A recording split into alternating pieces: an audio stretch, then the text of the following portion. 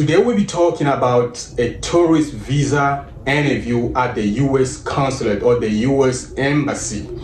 This visa known as a B1, B2 visa interview. So today in this very video, we'll be having a question and an answer to those questions, how you basically can answer those questions when you're in front of an immigration officer or a consulate officer at your interview. For those who don't know me, my name is Luke, and I'm an immigration attorney. I've been practicing immigration for 15 years, over 15 years, and I'm also a human rights lawyer. So in this very video, I'm going to give you my experience that I had from my client, from so many people on their interview. And unfortunately, I would like to say a lot of people actually apply for the visa and they get denied. And the reason, most of them, because they are not prepared, what they will say, what they will answer. So if you go on YouTube, you see a lot of suggestions. You should be brief, you should be this, so many things. But here I'm going to give you my 15 years of experience, so that when you go to your next visa interview, if you ever been denied or you are thinking of going back or applying back, so you can basically be prepared and know what to do. Most of people, when you go, most of embassy, they are very busy. You see every day they have like a long line, US embassies all around the world. So my suggestion here was to tell you to arrive at least 30 minutes or earlier.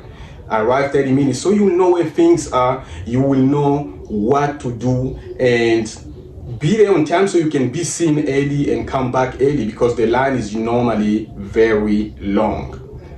Very important in this video, I'd like to talk about eye contact. Most people, most culture, people do not make eye contact, because in many culture, when you make an eye contact, it look like you are rude, you are not respectful. But in America, and to those officers working at the US embassy or the consulate, if you do not make an eye contact, it comes out as if you are lying, you are hiding things, and you are just not respectful. Why are you not making an eye contact? So very important here is to make an eye contact, guys. Really important. Question number one, they will ask you for your passport. Sounds like crazy. It could be like, passport, is that a question? Yes, they will ask you for your passport. So make sure your passport is handy.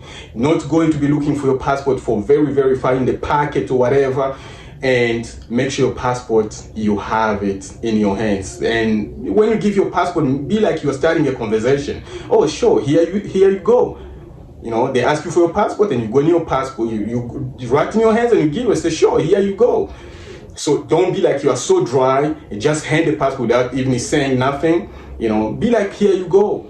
You know, and make an eye contact. Question number two, how long do you intend to stay in America? How long do you intend to stay in America? How long will you be staying in America?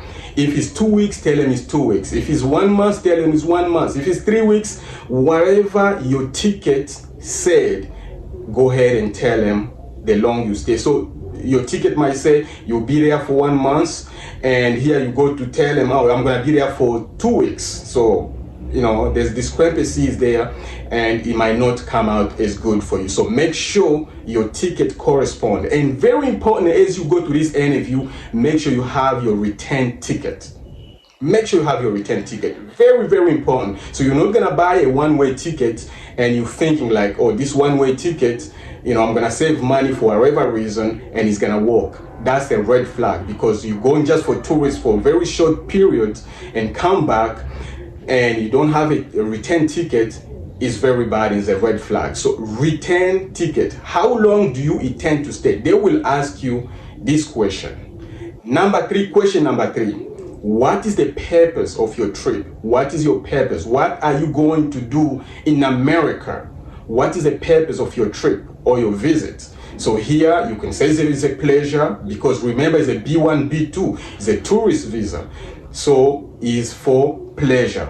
He's not going to for business or for other stuff or for conference or to work in a grocery store for cousin or for uncle or for friends. No, you're going there for pleasure. So if you for example, because I'm going for a vacation and I'm going to visit, Grand Canyon, or I'm going to see the Statue of Liberty, or I'm going to visit, the White House for whatever reason. So here is very, very important that you know the purpose of your trip. Remember, it's very, very important, because if you go ahead and say, no, oh, I'm going to see a friend, I'm going to see a girlfriend, this could open a huge window to so many questions. And remember, these interviewers are being trained not to spend so much time with you. So you're trying to give answers that are really good, and also not just very brief, but very, very good answers. Question number 4. What do you do for a living? It might sound crazy. Yes, they're going to ask you what you do for a living. So if you just lost your job and you're saying you're going for a travel in America, it might not come out good. So you might want to say, if for instance you lose your job, you can say, you know what, I lost my job, and if this is your situation, I lost my job and I'm about to start a brand new job, and I'm looking into visiting first US, and I'll be back probably in 2 weeks to start a new job. And if you have proof of that new job, make sure you have it, just in case he might ask you. But remember, these people don't care so much about your documentation, which we'll talk about at the end of this video. So make sure you know what do you do for a living. If you do business, go ahead and tell them you're a businessman. Show basically that you have ties to your country, not, because they're trying to figure out if, in this whole thing, they're trying to figure out if, are you going to stay in America, or will you be returning back to your country? So this is what really they're trying to figure out. So what do you do for a living is very important, because this can basically open a window to show that you are stable, you have a business, or you have a really good job, and you won't leave your job just to go and live in America.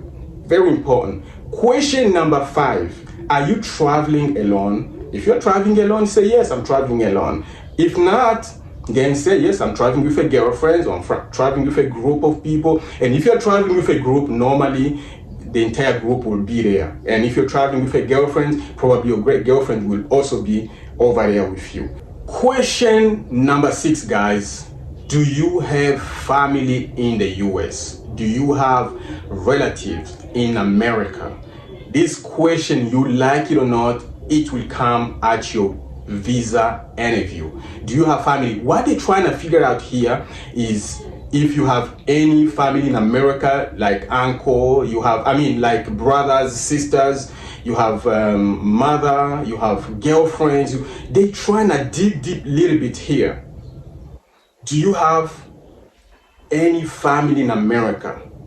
If you say yes to this question, it's a very tricky question. You might end up losing your visa, because if your entire family is in America and you are just the only person basically in your country, they are just thinking in their minds, the interviewer is just thinking in their minds like, oh, this person will not come back. So be very careful as you answer this question. So you might have a family in America and still be granted a visa. For instance, your family could be in California and you are going to visit, let's say, Hawaii for whatever reason, or New York. So it won't be a huge problem. But remember, if they know that you have a family in America, they basically things are going in their minds, you will not come back, and this could be lead into a denial and into so many questions. Just if you have a family in America, remember, this is going to be a really long question for you to answer, and you have to think about it. Again, here, make sure that you are very honest. If your family is in America, tell them, yes, I have a family in America. If your family is not in America, tell them your family is not in America. But if your family is in America, there's a way to answer that. Just like I said, you might want to tell them you're going to a different state. So your family might be in Philadelphia or California, and you tell them you're gonna be in Washington. You won't be seeing them because you're just trying to see, do this trip to see, different places, and come back maybe for 2 weeks and come back. You will not have time to go and see them. Question number 7, guys. Have you been in the US before? You like it or not, they will ask you this question. If you've never been in the US, you say no, I've never been in the US, then go to the next question. They'll go directly to the next question. But if your answer is yes, then they'll ask you, when did you leave? When did you arrive? When did you come back? They're gonna ask you all those stuff. And remember, they have the record of everybody for the, as long as you can, you could think. If your record could go back 50 years back, they have it. So be honest and tell them, yes, I've been in America if you've been there. If not, tell them, no, I haven't been there. But remember, they have your record for 50 years. For 40 years, all the record is right in front of them. They are looking at it. So don't lie. Question number 8. Where will you be staying? Very important. They're gonna ask you, where will you be staying? And this is our last question. Where will you be staying? Make sure if you have a hotel reservation, make sure you have that paper not too far, and make sure you have it. If you're going to stay with family and friends, this could be again a very tricky question. This could lead into many questions. If you're going to stay, let's say, with a girlfriend, automatically they're thinking, oh, he's going to a girlfriend, he might not come back. Then he might, propose for marriage. Or if you're going to stay with your, you're going to stay with your relative also can go in your mind telling you, oh, you should stay, we can fight for you and stuff. So it's a lot of things to be careful of. Where will you be living or where will you be staying? It's very important. All right, guys, this is it for this video. But I would like to say something, okay? Because I know there are other people who have different experience. And this is something that's been going on to many US embassies, and people have been complaining online saying that they went to their visa interview and unfortunately the officer could not even look at them. The most recent issue I saw online is basically a lady from Namibia who went to the embassy and they didn't even look at her. They did not even ask her a question and took, send it to the next window, took her passport, send it to the next window and deny her. And many people have this experience. Unfortunately, this is just not acceptable. This is not right. This is not good, because this officer knows how tough these people have to work to get this money.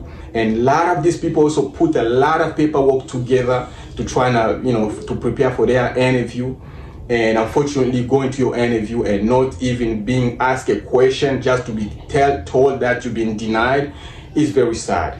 It's really sad, and is not a great practice. I think the embassy and the consulate have to change this. So once again, guys, remember, if you go with a lot of huge paper, piles of paper, most of the time they will not even look at your paper. To be honest, they will not look at it. They want to hear from you. Remember, you're talking to a human being, so smile, be friendly, and be open to the person. Be like this person does not know you, is a friend who does not know you, and they want to know you. And they are their time here is very, if you are lucky enough, it's gonna be your interview. All this stuff I'm telling you could be within 1 minute to 3 minutes if you are lucky enough. They don't take forever. It's not like it's gonna be an interview for 30 minutes, for 1 hour. No, they are being trained to receive your paperwork, to receive you so quick and let you go. So if you are having a lot of pile of paperwork, their bosses basically do not allow them even to take your paperwork. This is just the tips I'm giving you. They do not allow them to take paperwork from anyone. So if you have a huge pile of paper, it might not help. So all I would like to say is to prepare for your interview. And the reason why they do not accept paperwork from people is because a lot of these paperwork are fake. A lot of paper are fake. They have fake bank statement, fake everything, fake everything you could think of is fake. Most of it. I'm not saying you have your fake paperwork, but a lot of people have. It's like almost 90% of paperwork are fake. So they know that that's the reason why they do not take your paperwork. You could have a huge pile of paper and this officer only have 3 minutes. They won't have time to, this 3 minutes, to go in your paperwork, start looking into everything. And then if the boss sees them doing that, they may get in trouble.